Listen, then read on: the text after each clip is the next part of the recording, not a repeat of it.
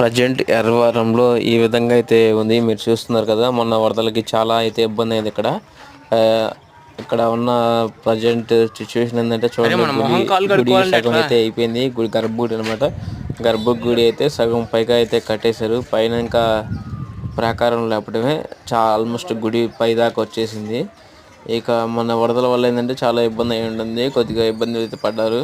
ఈ షెడ్ అయితే పూర్తిగా చేశారు ఇబ్బంది నీళ్ళా లేకుండా ఎవరికీ. కానీ ప్రజెంట్ ఇవాళ నీళ్ళు మేము వత్తన్నాయి మధ్యాహ్నం కడుక్కో పూట అన్నావు కదా. వెళ్తుంటాం. జనం పెద్దగా ఎవరు లేరు.